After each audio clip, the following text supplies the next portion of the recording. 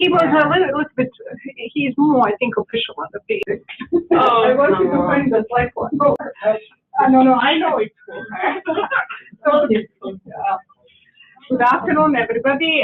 Thanks so much for coming. It is a true pleasure today, and I really mean it, to have, to introduce a speaker, Dr. Lusine Abrahamyan, who is, she's trained in clinical epidemiology heavily, and she is assistant professor with IHPME, Dalalana.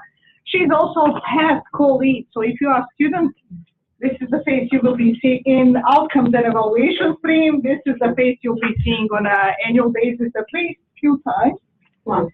But maybe, it depends. Yeah, it depends. It depends. So Lusine is trained medically. She's an anesthesiologist and intensivist from University of Armenia, State Medical University. I'm learning.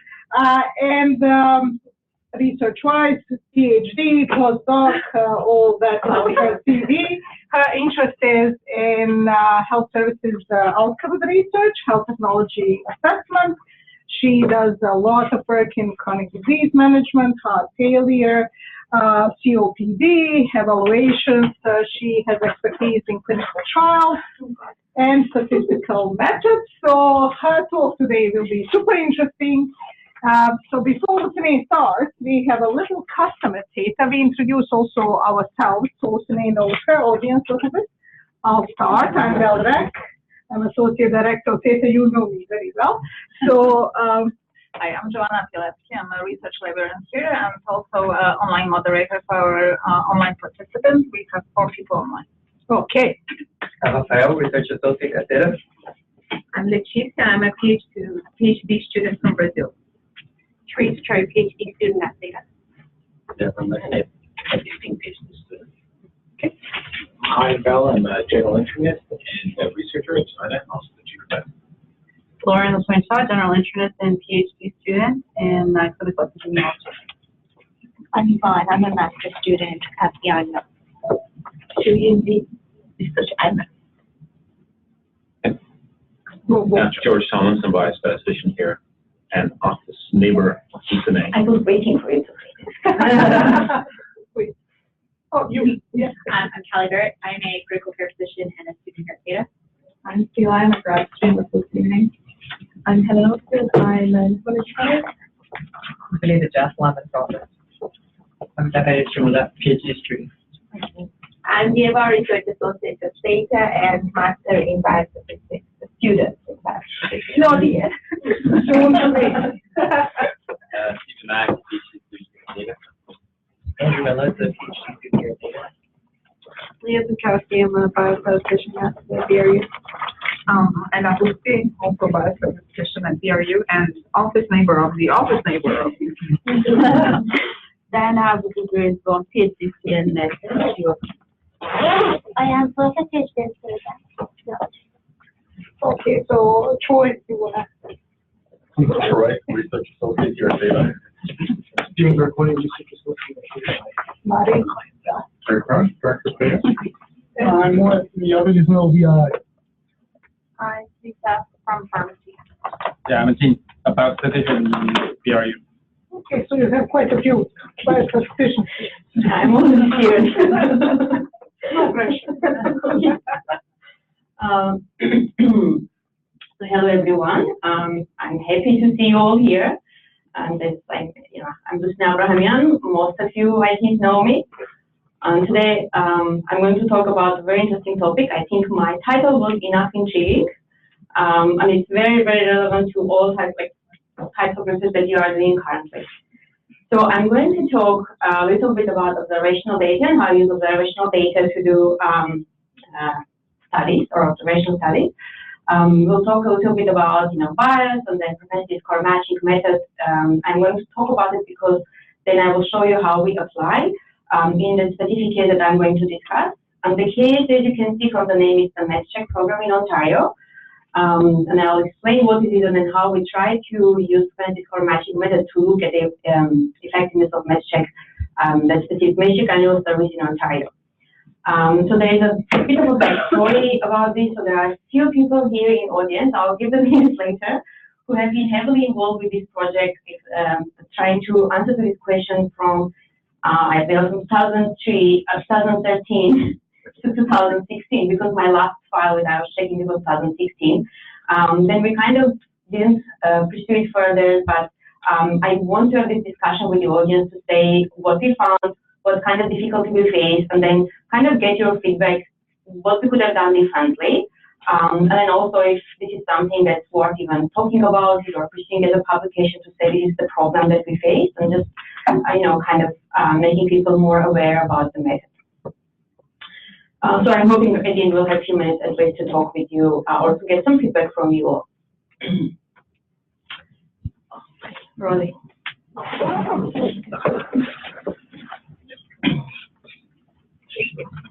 So on the slide, you see what we call this traditional parallel group RCT design. So then you see you have a sample, you randomize the sample to groups, you have experimental treatment, control treatment, you follow over time to look at the outcomes. The most important thing I want to say about this is the premise of randomization. So why do we randomize, right? So we randomize patients to make sure they have the equal chance to get treatment or the experimental, to get treatment or no treatment, or arm 1 or arm 2. And then the basic words, like the important words here, are the known and unknown confounders. Known confounders are factors you can measure. Unknowns are the ones that you cannot measure. And then you are assuming if you do this process, you make them, similar both in terms of known and unknown factors. And then the aim of the randomized trial is again to get your valid estimate of your true effectiveness, right? That's what you are trying to estimate, and because of its structure, you are getting the average treatment effect and also average treatment effect amongst treated. And I'm not going to talk about this one, but this last line has been quite a revelation to me. I think there was a lack in my clinical epidemiology training, and thanks to George, I think I got a little bit more, but I'll just urge you to read a little bit more about this last line, maybe after the lecture. But continuing from here, we also use observational studies to do what we call comparative effectiveness research, right? So you have the observational data, and then you are trying to answer similar questions as you can do through randomized clinical trials. I have some, I think, bullet points here saying why the use of observational data will continue increasing over time, and most importantly, we have this admin database, we have EMRs, and then over time people say, okay, so we have this rich data which is sitting there, why don't we use best methods to answer the questions instead of doing clinical trials, which is sometimes, unethical, patients not typical, or, they are expensive, it's hard to do these types of studies. And then, the major caveat when you do use observational data to answer this question is the lack of randomization, right? And I'm kind of going to show you what I mean by this. Two terminology, like we hear a lot, like selection bias and then confounding by implication. We hear a lot about selection bias when we talk about clinical trials. Most of us, when someone says, oh, there's a selection bias, we think of that, table 1, when you look, we see our groups are different. When we randomize, we are hoping that the groups will be similar, but sometimes the sample size is small, sometimes the, allocation concealment doesn't work, and then your groups are different. We talk about selection bias if the factors by which the groups are different, they also affect the outcome, right? So when you do randomization, you have a control over who will get the treatment. If it's one-on-one randomization, the person has 50% chance to get either this treatment or the other treatment. You are in control. But when you have observational data, some patient gets yourself treatment or patient request for treatment, then you don't have a control of who will get the treatment or not.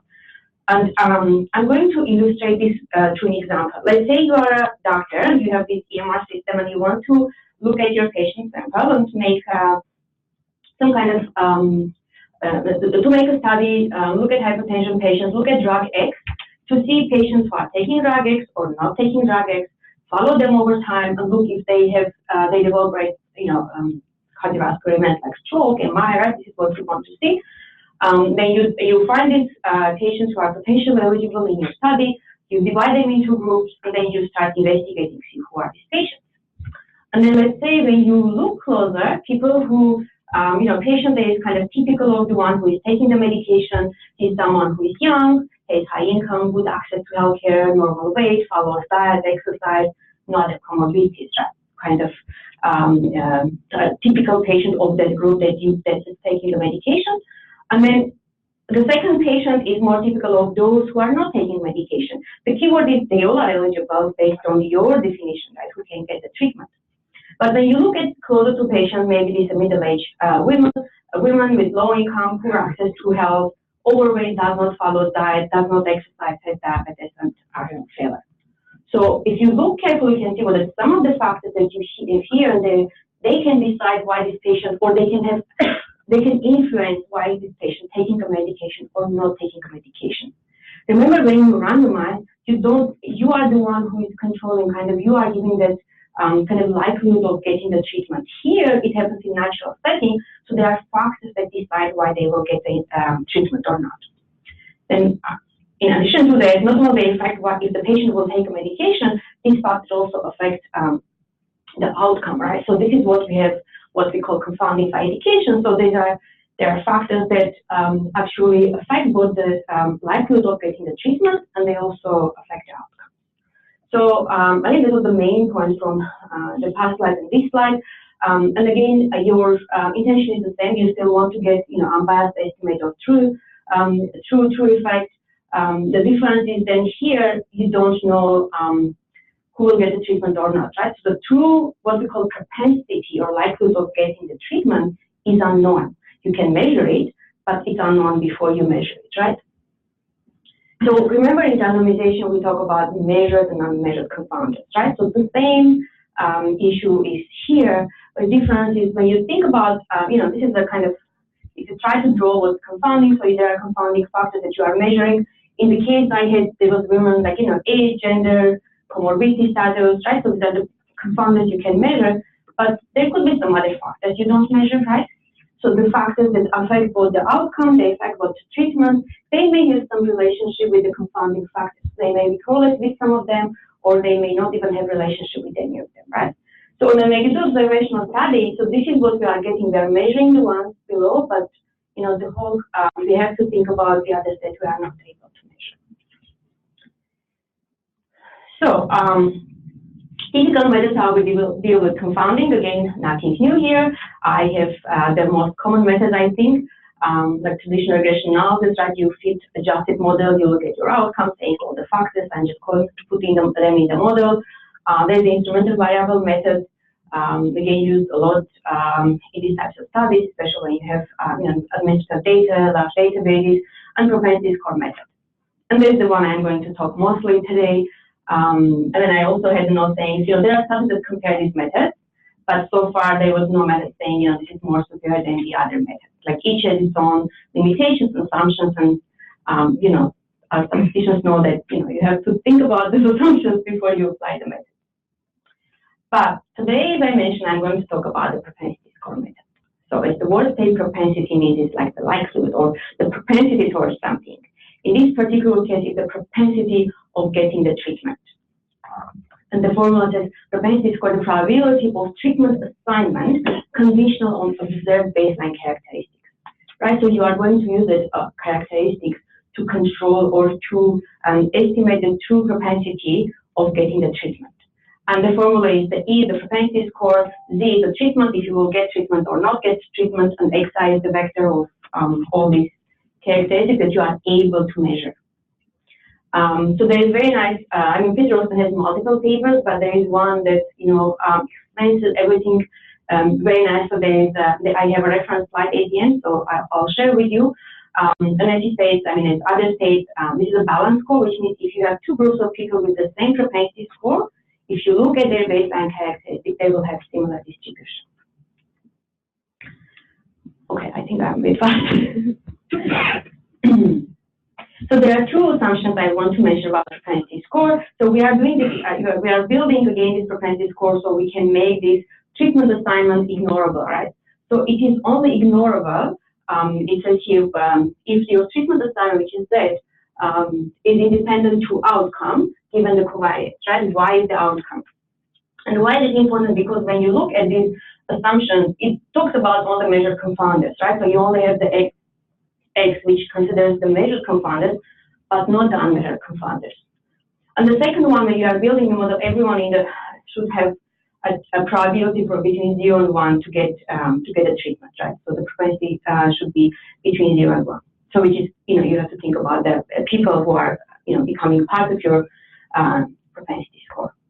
So I'm giving all this information because this all goes back to the example I'm going to talk about. That's why I think without this conversation, it will be wrong to just say, this is what we saw.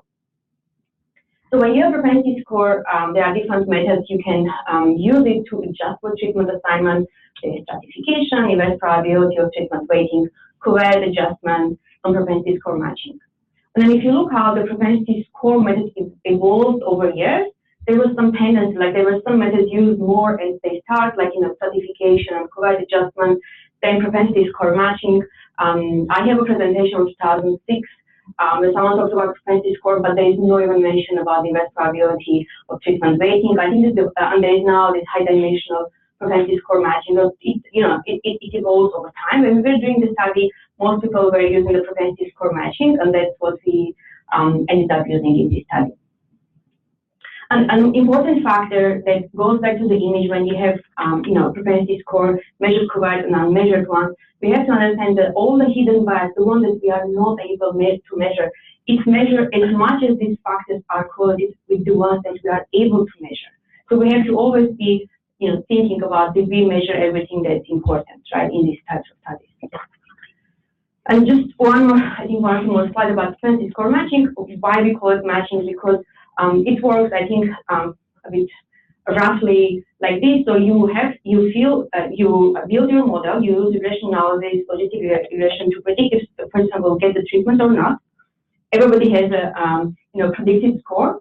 Then you pick randomly the first person who gets the treatment, and then you find a control who has similar propensity score, and then you match them and you remove them.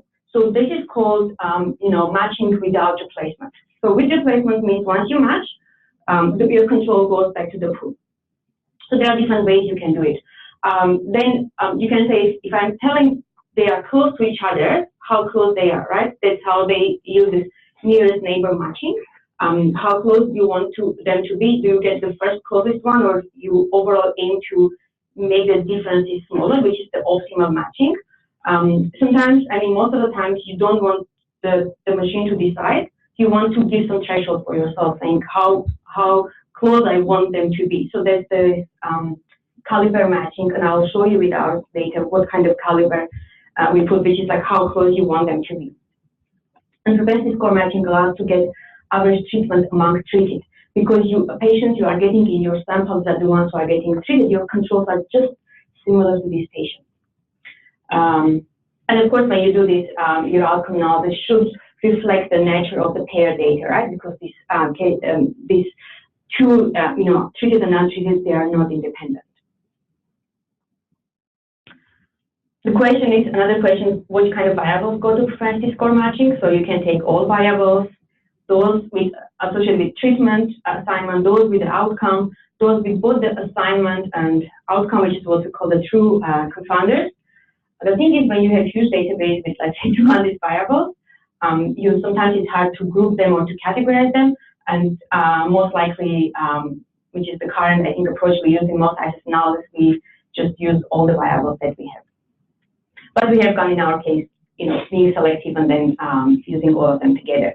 The other thing I want just to mention, because I'm going to show you this, when you match your groups, then you say, remember, it's a balancing score. If you have people with the same propensity score, their baseline characteristics will have similar distribution, but you want to test that, right? So this is mostly tested using the standardized differences. There are other methods you can use it, and then it's established that if the standardized difference, which you can see by formula, it's the difference in means or proportions between the groups in the units of the pool standard deviation. If it's less than 0.1, it has been established the difference are negligible, so you are fine there. And of course, you can look at individual covariates and you build your model, so it doesn't stop you from paying more close attention to each variable.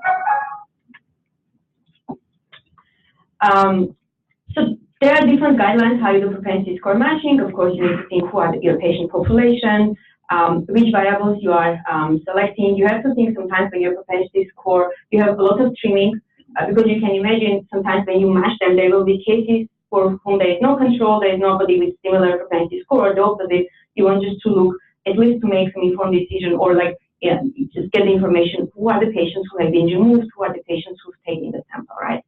And one important thing which again, this is important for our conversation, is the sensitivity analysis.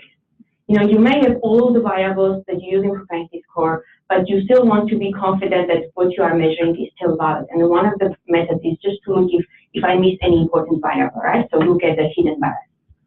So when I was reading about this some months ago, because we are thinking to write a paper about this case, and then I was thinking, like, you know, how we can approach to these. Are there other papers? What kind of analysis people do? I found like some terminology used in a mix. So like they call sensitivity analysis, there's tracer analysis. You will hear this terminology a lot. Then there's something called negative control outcome, negative control exposure. So I will talk about sensitivity analysis shortly in the next slide, but the two interesting ones, which I didn't know about this before, how they called or why they use this terminology, something called negative control exposure. It says, for example, you know there is a confounder that you are not able to measure, but there is something else you can measure that's very related to this confounder, to this factor that you are not able, has no direct effect to the outcome. So why don't you compare the distribution of this confounder in between the two arms? And then if it's not different, if it's different, adjust for it. So we have an example in our case, we use this, I'm going to talk about it. A negative control outcome, why don't you test an outcome that is not supposed to be affected by this treatment and see how the outcome behaves, right? So if the treatment is not going to affect your outcome, your groups are similar in everything, outcome shouldn't be different. So it's like simple as it. And then if you look at the literature, the tracer analysis actually describes both of them, but they use different wording. It's pretty much the same. So check for the lack of association when you don't expect, or check association when you expect to be. And then one more slide on sensitivity analysis, but again, I'm not going to cover it. We haven't done it, but and I think most of the work in this has been empirical, saying when you have your results, again, you can test for hidden bias, saying what is that X confounder that I was never able to measure, how much it should be associated with the mortality or with the outcome and with treatment assignment, so my results will change. So, and I think most of it, they use some type of simulation analysis to get that values when your results change. Then you can go back and see, is this a confounder that, let's say, only confounder that's 10 times more likely to happen in control than treated group can change my result. Is there such confounder? So anyways, I'm not going to talk about it, but it's another way of approaching. To do sensitivity analysis like this, you have to finish your analysis, right? What you had before, sorry, I don't know. Oh, here, you can test it before you do your outcome analysis, right? But here, you need to finish your whole analysis, and then you go back and check for it. And it's important for the case I'm going to talk about. So finally, the case. So this is a project about MedsCheck services in Ontario. For those who don't know, MedsCheck service is a government funded service right now. So it's provided by community pharmacies for people. This particular service called MedsCheck Annual Service for people who have 3 or more chronic medications. When they go to do their review, the pharmacist may offer them to do medication review. It's a medication review service, so ideally it's a 20-30 minute review. So you take the patient, sit in a separate room, you go over the medications, you make some recommendations, and then it's a government funded service, so there is a fee for it. It started in 2007 April, only this MedsCheck annual service, which I mentioned. It's annual because it's offered once per year. And then I think, as I mentioned, the idea is to improve adherence, safe medication use. This is the first, I think, MedsCheck program guidebook, 2008. It says target population are the ones with a history of non-compliance, significant changes made to the regimen, so you can think of patients who have just been diagnosed with something or have just been hospitalized and discharged, right? taking multiple medications, being on high-risk medications, and recently discharged from hospital. So these are target population. And over years, this MedsCheck services evolved. There are more. There is MedsCheck Diabetes, MedsCheck at Home, long-term care, pharmaceutical opinion, and pharmacy smoking cessation program. I have Lisa Dolovich sitting here, our expert. If I miss anything, I'm going to refer to you. And most of Canadian provinces now have similar, with different variations of these types of services. And I think they are in UK, Australia, US, and I think most countries have something like this. They're just showing reimbursement for this, but for annual MedsCheck annual service, government pays $60 to the pharmacy, not the pharmacist, but back to the pharmacy. And others have, there are conditions, and there are different types of reimbursement. So this is just half of it. It's not the full table that I have here, but this is the one I think on top we are interested, like this one. So back to the story. So in 2013, there was a call for RFP from the Blueprint for Pharmacy. So they wanted a group to do cost effectiveness of MedsCheck services. I think they didn't name the annual service. So THETA group, our group came together, and then we put a proposal. And then as we got our proposal or approval, as we got the grant, we realized there's another group, with the PI. Friendly. Yes, that's what I'm just going to tell, who just got ministry funding to do something similar. So we said, why don't we come together, sit together and do this project? So we decided we are going to have to do 5 projects. So it's an amalgamation of both, because Open itself is the group. They have multiple other projects in this, right? So it's just a part that we collaborate on this. I think the first one was, it was led by Lisa saying, why don't we see all the MedsCheck service use from 2007 2013, see the utilization, uptake. The second one, we said, why don't we look what makes pharmacists to pick a patient to offer the MedsCheck service? So we call it predictors of MedsCheck utilization. It was led by Petros. And then the third one, we really wanted to understand the clinical effectiveness of MedsCheck. Hopefully, if this worked, we would have done also the cost effectiveness analysis or value for money, as we call it. And also, we had a project on, quality project looking perception and experiences of patients, physicians, and pharmacists with MedsCheck. And Val was mostly heavily involved in that one. So you see our group names here, but we all have been, I think, partially enjoying this for several years. We came all the way, we learned a lot as we're going, preparing ourselves for this, third analysis, I would say. And I'm going to show the first 2 quickly, and then I'll talk about the effectiveness one. So the first project has been published. This is looking at the utilization of MedsCheck services. We looked from 2007, 2013, how many patients receive MedsCheck services, which kind of pharmacists participate, how it changed over time. We found that most people, 70% almost, I think they got one MedsCheck because it's an annual service, right? Within these 6 years, you can get multiple, but most of them just got one. And this one is just showing how the utilization changed. So this shows that about 1.5 million people within these 6 years got MedsCheck. And if you multiply by 60, this is how much government pays for this service, right? It also shows, so those less than 65, above 65, the ones who are, ODD claimants versus, those who are not, who don't get government funding for their medication, they can see overall increase. I think one interesting thing that we found looking at this, every end of year, like December, February, there's a drop. And then over time it's increasing, and then end of year, again, there's a drop off. Right? I think we explained by people leaving the country mostly. I think that's what we were thinking, right?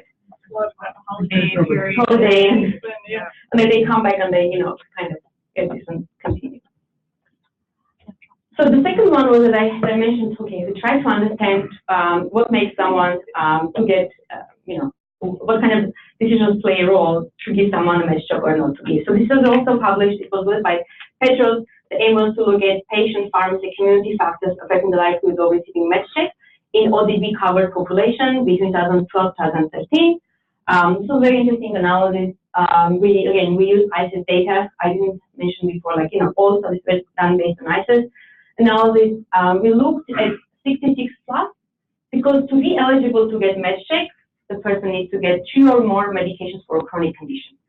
For you to get this information from ICES, they have to be ODB eligible, right? Otherwise, we'll not be able to do. That's why you limit it to seniors, 3 or more chronic prescriptions, not receiving MedsCheck before, right? Because it's annual service.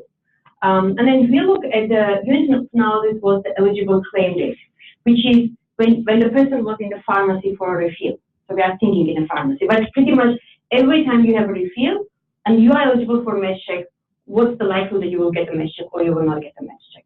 And because it was a big data set, because if your unit level is the unit of analysis, a claim date, we had to get 20% of the random sample to be able to do the analysis.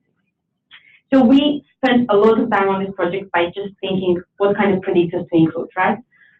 So this is what we call conceptual framework, because we try to go over literature, see what factors make someone to get MedsCheck or not to get MedsCheck, by also having different levels, patient level, community level, and pharmacy level.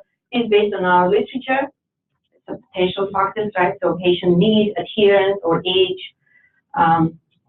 This is the result of the analysis, main results. So I picked some of the factors. We had many factors, but if you look in red, means what makes someone more likely to get MedsCheck, right? So in red says new prescription medication at the claim date.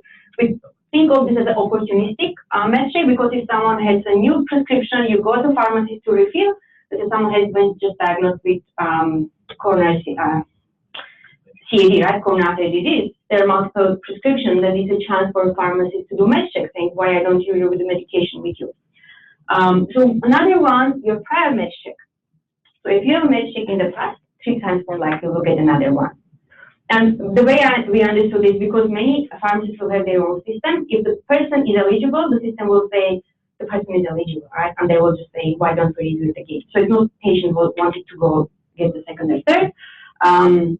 Hypertensive patients were more likely to get it, and also, I mean, we have huge sample size, that's why everything pretty much looks significant, right? So I'm just talking about the ones that's clinically meaningful. So use of potentially inappropriate medications decrease the chance instead of, increasing. Remember the aim of MedsCheck or target population, being female, living in rural area, someone having heart failure, diabetes, and dementia, make it less likely to get MedsCheck.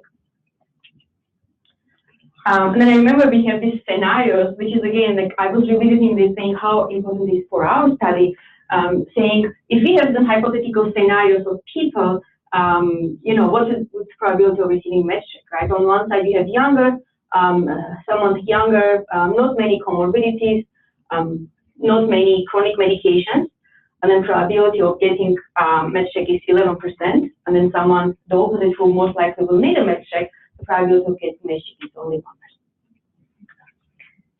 So with all this information, as we learned, the last one, I think I'm not going to go over this, but also the quality study, as I mentioned, we saw a very variety of services, variety of approaches, the pressure the pharmacists have to do these types of services, and I think one of the interesting findings was it's very hard to find pharmacy who will agree to the study, because we wanted to do also direct observation. But we're lucky to have 4 sites, and then it's a very nice paper you can read. So with all this information, we learn about utilization, we learn about the predictors, we know the literature, we say, okay, let's look at the effectiveness of MedsCheck services. Then we say, if we go to look at everyone, most likely we'll not see anything, right? So it's a very mixed, big population. Why don't we first look into subgroups? In this subgroup, if we see effect in, let's say, CHF and we look in COPD, and maybe it's worth going to look at the general population. So Lisa led the analysis for COPD. I was mostly involved in heart failure, mostly in heart failure, but our findings are very, very parallel. So we did this, what's called retrospective population-based match cohort study, comparing entire COPD patients, 66 plus, all who were eligible to receive MedsCheck, against those who were eligible but didn't receive MedsCheck from April 2011 to March 31st, 2012. So we picked that specific year because to make sure there is no new services coming. So, pharmacists are already comfortable in doing this. Again, we focused on ODB population so we can get the program eligibility criteria. Remember I said for propensity analysis or like any of these type of analysis, you have to be very careful or think through each step who are the patients that are going to get into your sample. I don't want you to go over all of it, but it just shows how, the whole process, how we really try to get a clean sample. Like I think one I want to talk about is this one. So exclude claims for non-chronic medications. The question was how we select patients who are receiving three or more medications for a chronic condition. When we're doing the project, we say, okay, what are these chronic conditions for which they can get MedsCheck? I remember one of us, I don't know who was on the call with ministry for quite a long time saying, can you define us what are the chronic conditions? There is no definition. So instead we say, why don't we take this whole ODB, benefit plan for drugs and the schedule of benefits, I don't think how it's called for the ODB, for the drugs. And just go one by one, just get the chronic medication. Or exclude, I think it excludes the acute medications, the ones that will not be discharged at the pharmacy, get all the chronic ones, and count how many medications this person taking for over time, the medication classes. And if it's 3 or more, you are eligible. So it was kind of a pseudo approach to it, but there was no other way, we could do it. Then we exclude those with less than 3, acute medications. At some point when we already had the full sample, we exclude those with dementia, because dementia was one of the factors in choice analysis. So if someone has dementia, very, less likely that you are going to get MedsCheck. So we excluded dementia patients, end-of-life patients. Then we say, because from MedsCheck, from predictive analysis, we know that prior MedsCheck is a very important factor. Why don't we hard match these patients on just having or not having MedsCheck in the past in life, right?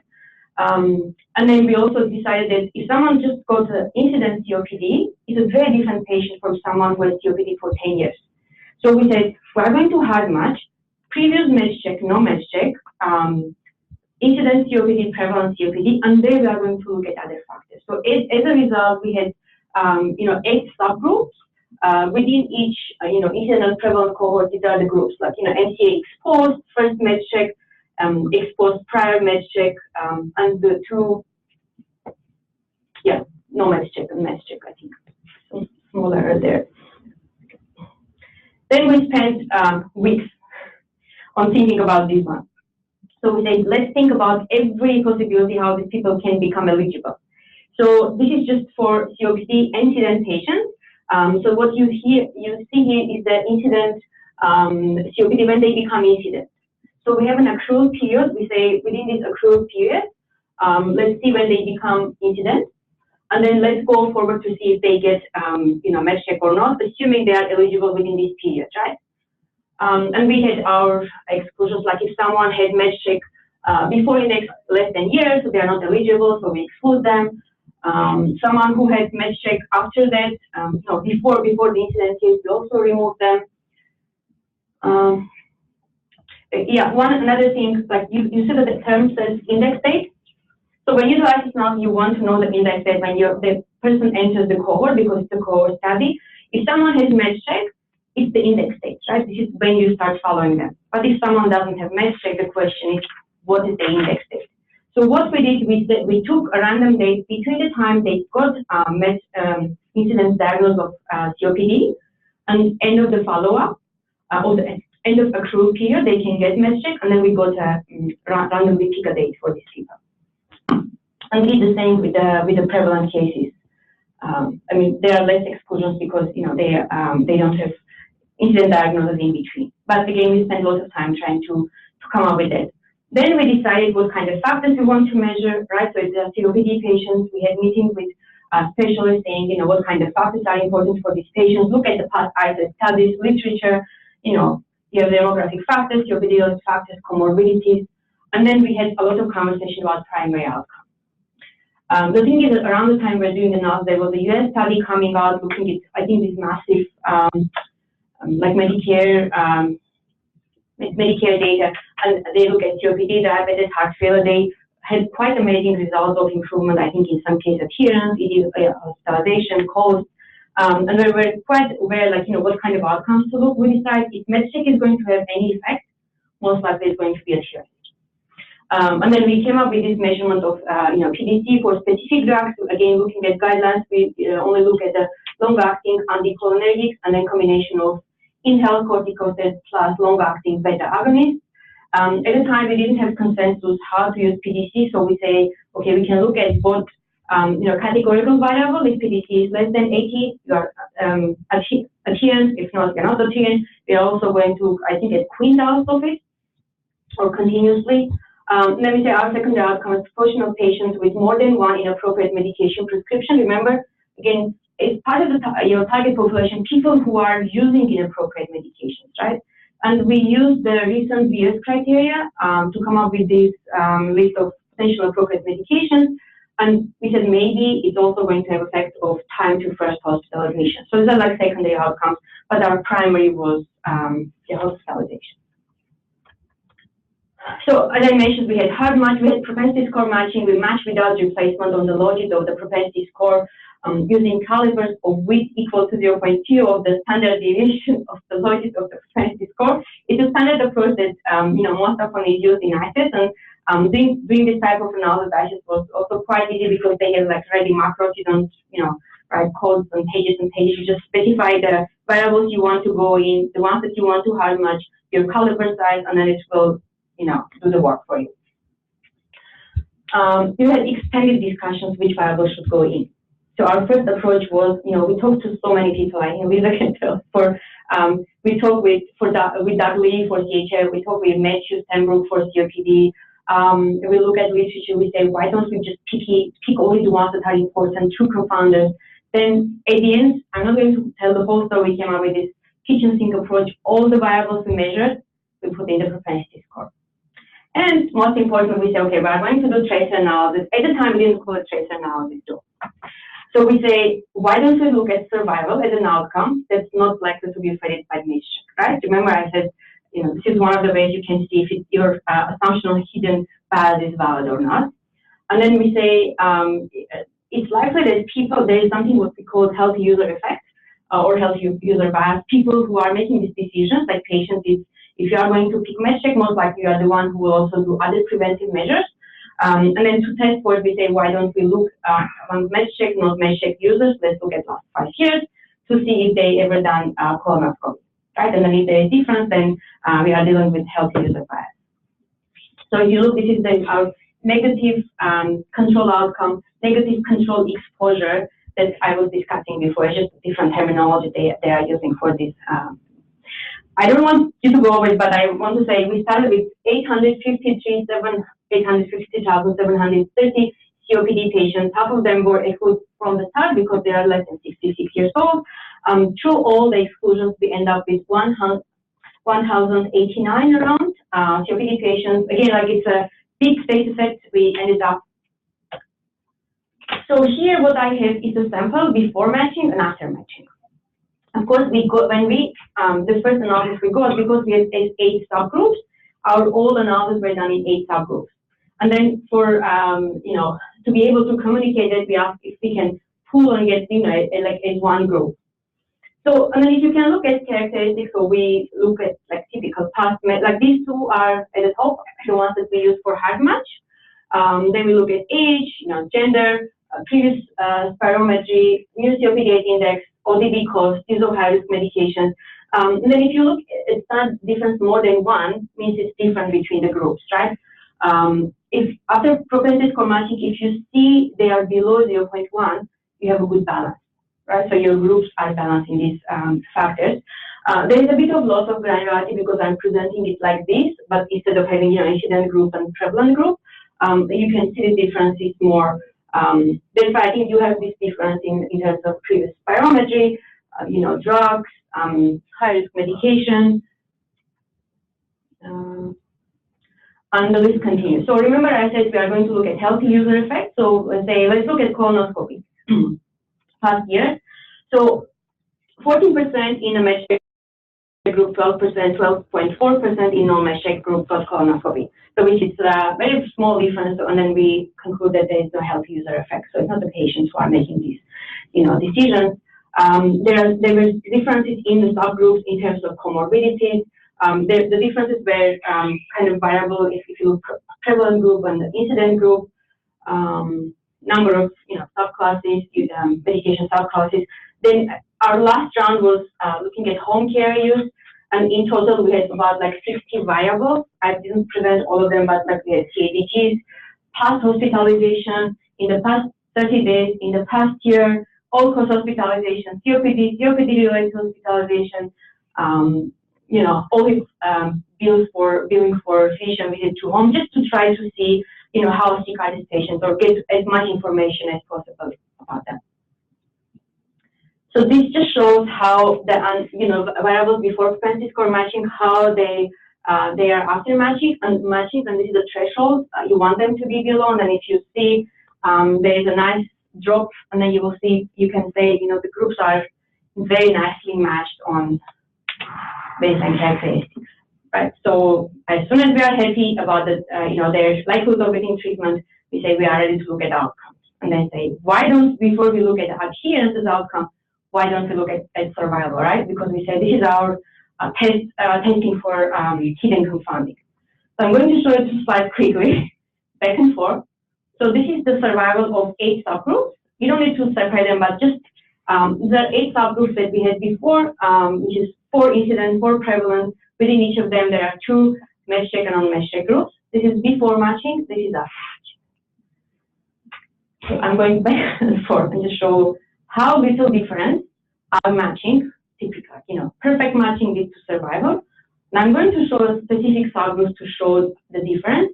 So this is a group that says MedsCheck patients with incident COPD, previous MedsCheck, versus non-MedsCheck patients, incident COPD, previous MedsCheck. So MedsCheck, no MedsCheck group.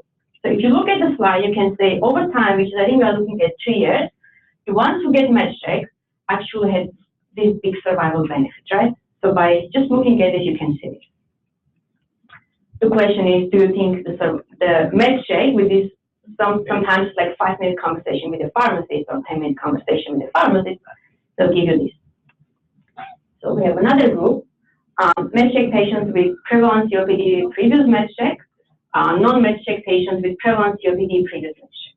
So it's another subgroup. And then if we go over each subgroup, we see the survival benefit, 10%, 15%, 8%, depending on the group we are looking. Then at some point, because as you can imagine, all this work, all this matching, thinking how we get selected the patients, which variables, we talk to experts to really understand what else we can add. You are seeing this, right? It's quite upsetting. And then we said, why don't we let's exclude patients who died for 6 months, and then say we are going to look at effectiveness in healthy people. So the next graph shows what happens if you pick the ones that survive 6 months, and drop starts just right after. Which means there is something we were not able to measure. It doesn't matter at which point we are looking at it. And I have one more, but I don't remember the groups. This is from CHF. And I put because I know you are here. I hope it's okay. I don't remember the color, so. It's okay. It's like it is one of the groups. They're just showing that in heart failure, we even have like a bigger. I remember we saw like almost 30% survival benefit, and we said, oh, we are going to be targeting the new team. Of course, we're all puzzled with all of this. MedsCheck. MedsCheck, I said, we have to all get prophylactically MedsCheck now, so we don't get survive. Some of the limitations we knew as we started, how we define eligible patients, as I said, we didn't say 3 medications for chronic conditions versus 3 chronic medications. This was the best way we could do it. And most importantly, something we had been contemplating, who is the person who takes the medications from the pharmacy, right? You have to be there physically to get your prescription. So I fill my mother's medications most of the time. I'll just call them, order, I pick it. She's eligible. She's not getting it, right? So I'm the one getting it. And then that's one part. And second part, you can think how this whole encounter happens, right? Who initiates that? Who declines that? Is it really patient or is the pharmacy? How much really cherry picking is going there, and how much we're able to measure through the admit activities.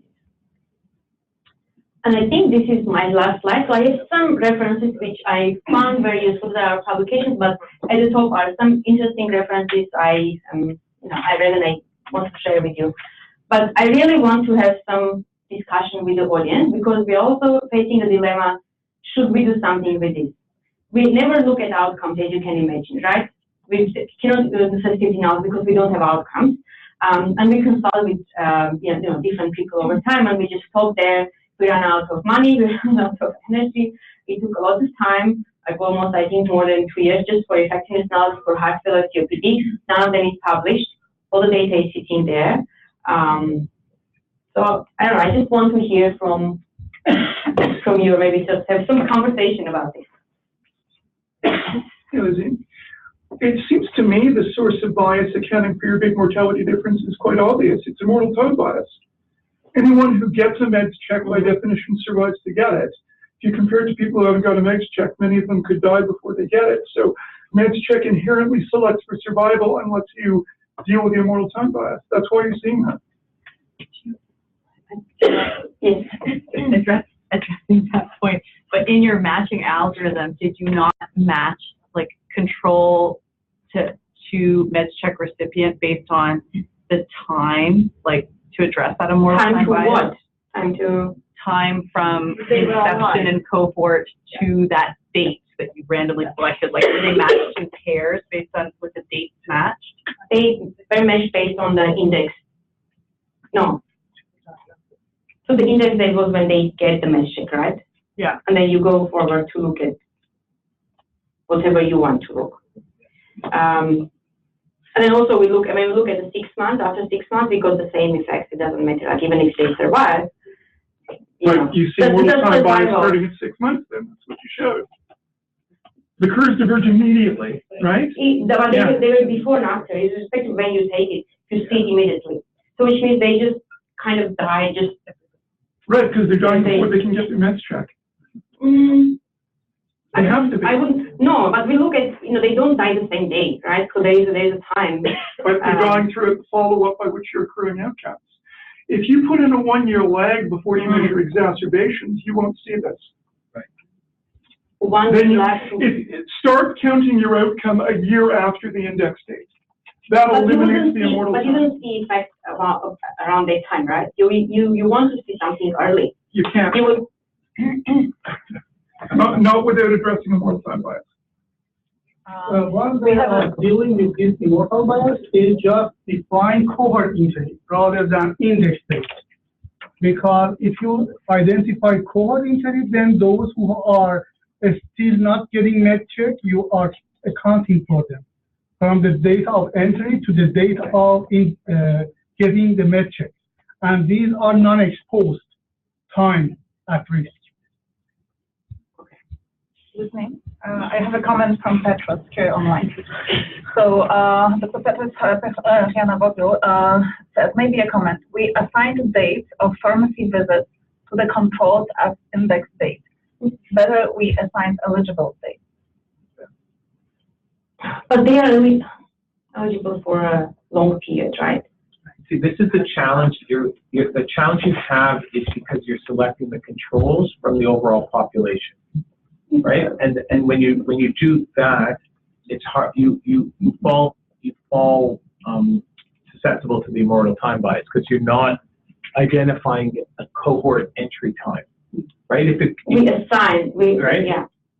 You're assigning. So a way we were talking about of identifying that is to do it in pairs, in a sense, where you're looking for, where you're trying to use that as a way of force matching. That to try and overcome that immortal time bias. So they get the same date, you mean? Like for each time you select a control to go with a MedsCheck recipient, they have to not have had an outcome for as many days as were between their matched recipient time from cohort entry to MedsCheck. Yeah. Like to match the time. About it. But I remember you also, George, saying about something, how we assign the index date, but I think you had different, I don't remember, but it's like just a different approach, same similar comment as how we even assign. Maybe you don't need to do it randomly, but some kind of match with the way that we had the cases getting the MedsCheck. So what was the observed mortality difference between the groups? It's very large, isn't it? Yeah, like 10, yeah. 10 to 15% Sometimes differential in up to mortality. 30, So- 30, actually, 15 not or 30, depends. Yeah, that's for CHF is even better. 30 and 5 years. So so if you're hypothesizing that a mortal time bias is an explanation for this, what's the annual rate of mortality in these two groups? I mean, it's going to be a few percent per year. It's not going to be 10, 15, 20% per year. You would need a very large mortality and a very long lag for immortal time bias to account for that differential mortality. For the full. But for CHF it's high anyway, like it's the mortality. I mean, you can see a very small effect, but this is not a subtle effect. This is a very substantial effect.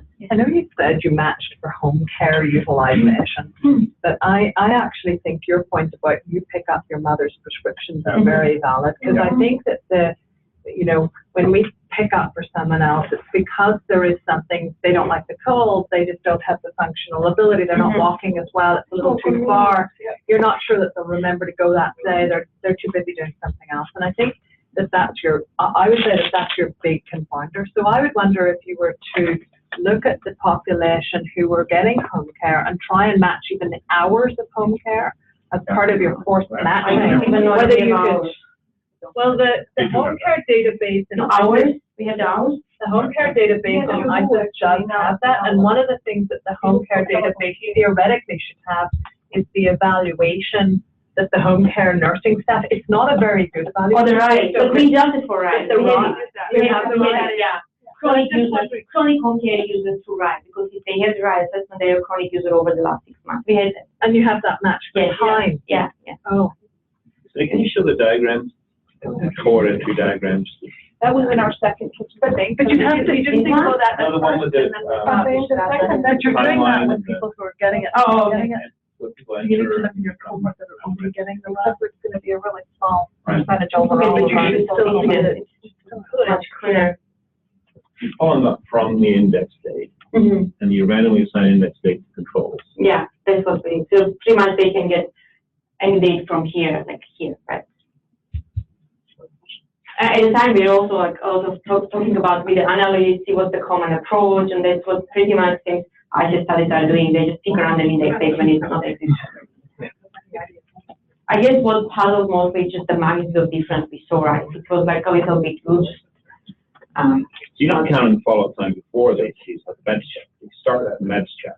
Yeah, we just look at it forward to see if they're eligible, so they shouldn't get anything. They have to be eligible within last. They didn't get anything within last year, so they can be eligible.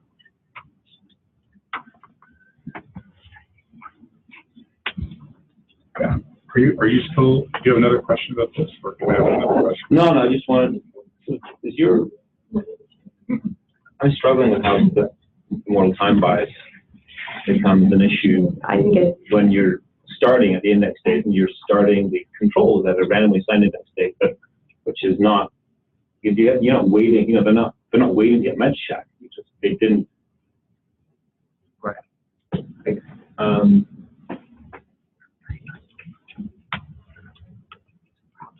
I'm convinced there's a mortal time bias here. I've seen this before in COPD studies where you get this big difference. I would have to think about this more carefully, but I'm really concerned. I'm also going to think I'm really concerned about a mortal time bias. It can really creep in. If you read the stuff by Semi Suisa, I'm going to look at the concept about this, you'll see the different ways it can come up. And it may have to do with the way you select the random index date. An alternative approach, just thinking off the top of my head, is maybe to do an nested case control. Like, start with your outcome and look back to see who got a MedsCheck, and that in some way. So then everyone lives to the end in a way. And by different before they never get MedsCheck, there's some of them die before they could get it. So yes, to be in the bottom group, even though you're assigned index date and following up from that assigned index date, they could never, by definition, they didn't live long enough after that. They can't become a control case in the future.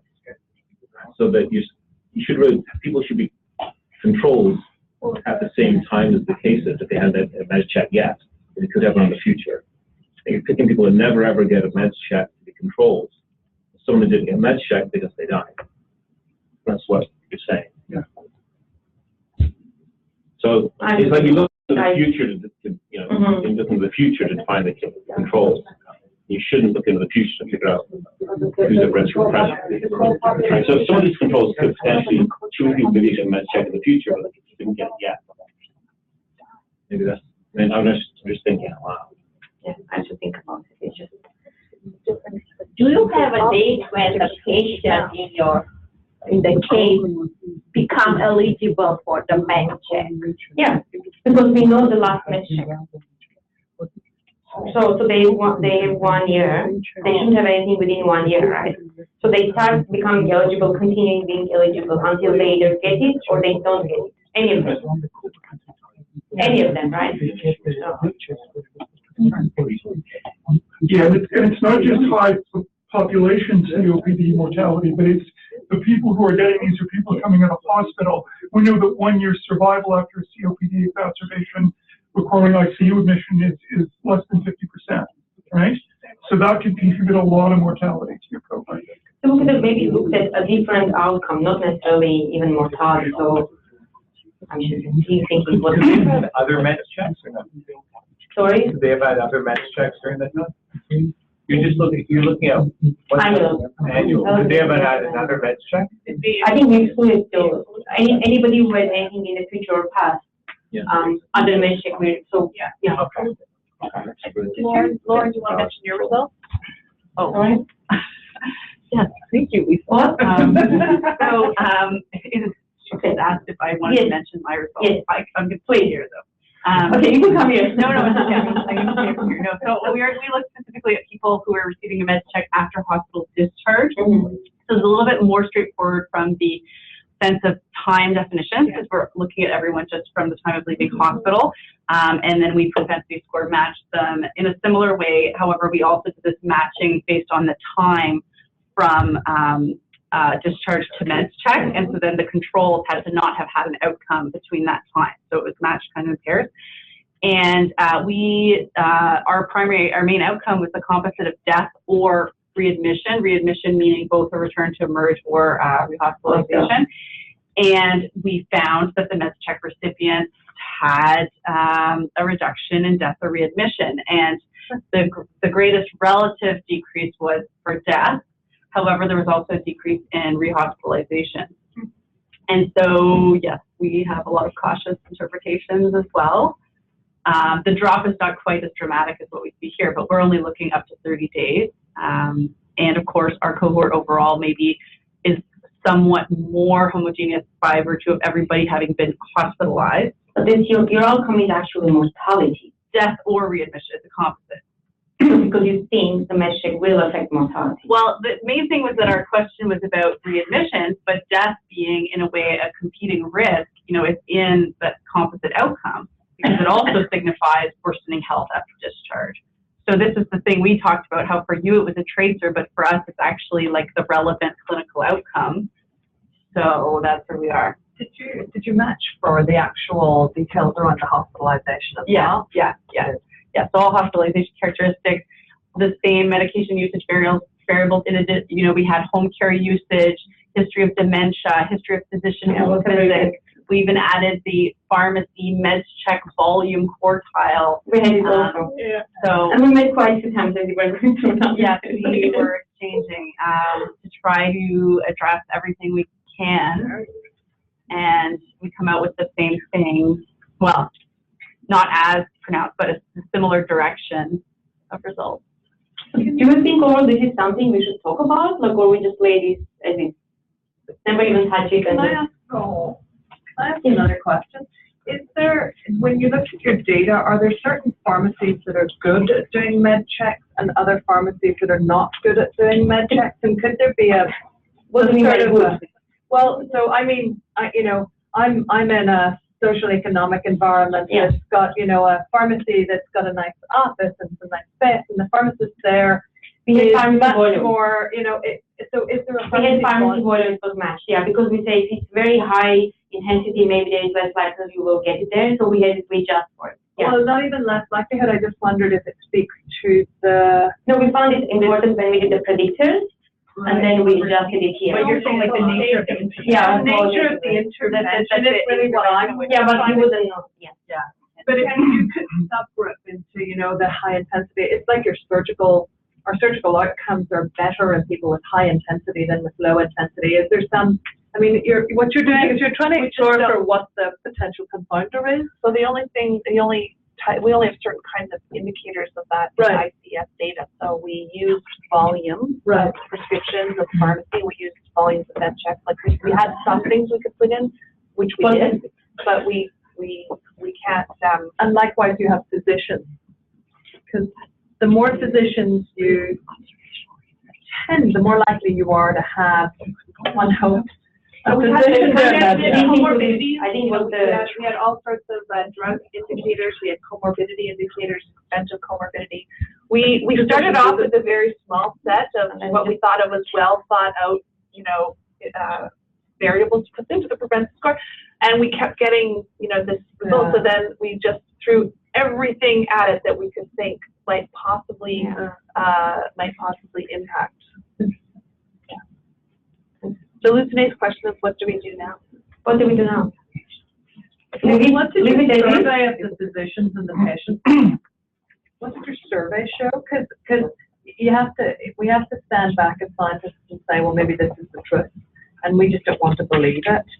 And so I'm kind of curious the physicians and patients. There are lots of useful quality studies that we did, and Linda, you also did, and so we know the quality of MedsCheck varies a lot. And sometimes it's not half an hour MedsCheck, it's just for income, for some pharmacists have caps, so they have to do this many MedsCheck over this period of time. The question is again, do we get the story out, or we just say because we didn't do a good job, or this is what we did. I wouldn't publish it until you're sure of it. You don't obviously believe it. Benita, I can tell you that the randomized controlled trial data comparing all COPD medications we have versus placebo shows a mortality difference of a couple of percent at best. There is no possible way I don't believe that it this either. could do that. Yeah, and I know my own personal opinion of what MedsCheck is worth, right? Saying how to do it, like anything between 30% more, like Because 30% it's unheard of. But it's interesting that, with such intensity that you cannot understand what the residual confounder here is. And I fall back on my previous comment. In terms of what to do, my advice, try and fix the mortal time bias. Choose a different design, like a case. The thing is, we cannot go back. We cannot go back. Well, that's the thing. You don't have the resources to do it. We don't have the Not that resources. you can't theoretically do it. No. I mean, we can use also other matching methods. We can do like all other things. So by the time we got there, this is what we had. And Yeah, like it's always pragmatic, but it can be done. Yeah. I mean, you can use What I hate other about science. propensity score methods, or you can do something else. But the thing is, in the renal literature, the inability to walk or transfer is actually the biggest predictor of outcome. Like the only thing you need to do is to stop a dialysis patient from walking, and you kill them, right? So it's the biggest predictor out, no matter what you do in terms of how you control do to get them data. walking. And so I actually still go back to your thing about you pick up your mum's meds, and maybe home care is not a good way because that's very geographical. Yeah. It's also very there's a cultural element in there. There's a family element. you don't know they're physically there, right? So that's the most. And then if they're not there, We did an audit of MedsCheck as well as a companion study, and 99% of in cases it was the patient picking having a MedsCheck. So we thought that there was going to be a huge number of people that would have had somebody else receive the service instead of them, but that simply doesn't seem to be the case. Yeah, so that also, we also thought, okay, maybe that's there. what it is. Yeah, it's just and that's a massive residual confounder. Can you do it? Do you have the data about what proportion of patients who looked like these patients had their prescriptions picked up by somebody else? Yeah, I just only have the data on the actual MedsCheck. yeah. So we could go back and look, but 99% of people that had a MedsCheck, it was them. I know, but Yeah. unless you have something to compare, Yeah. it's I not. was in physical there, they were there, and then see how many came, who all eligible, who didn't, try to understand. Yeah. Live prospectively, I guess there's no answer to this. Anyways, I think we are well beyond the time. Great. Thank you.